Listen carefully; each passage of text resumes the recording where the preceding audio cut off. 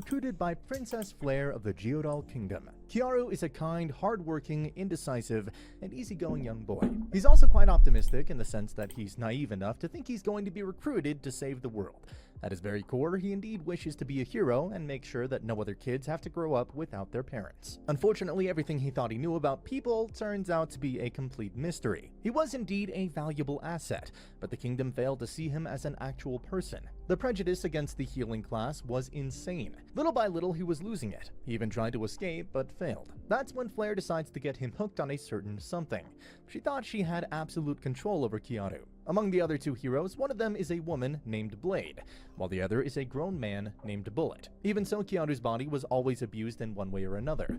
As time passed by, his hatred for Flare and the others continued to increase, so much so that he eventually developed a resistance to whatever they were feeding him to keep him high all day every day. But because he knows he's still no match for the heroes, he continues to pretend that he's still high. Surprisingly enough, Flare's sadistic sister named Norn realizes that Kiaru isn't as broken as the other heroes think, but instead of telling the others, she decides to use him to entertain herself. The time came when his abilities were needed to help them defeat the Demon Lord, but after the other heroes are done and dusted, Kiaru finally lets out his insane thirst for revenge.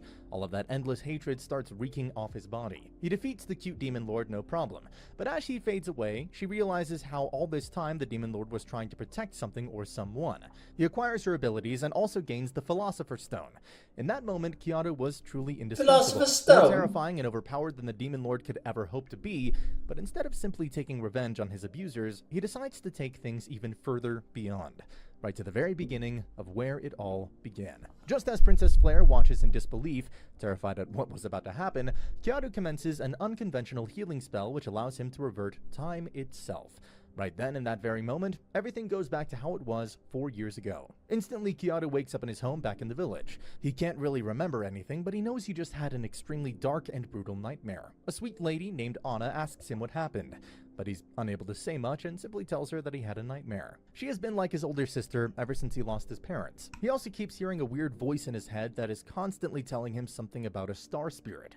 Anyway, it's going to be his 15th birthday in a few days, and so it's time to get serious about his future prospects. But he just goes out to harvest some apples instead. Kiaru then decides to follow the voice directing him to go into the forest. She pops up out of nowhere and gently kisses his eyelids. For some reason, this gives him the Eyes of the Spirits. It's essentially an ability that allows one to see through all the things in the universe, or to be more... Alright.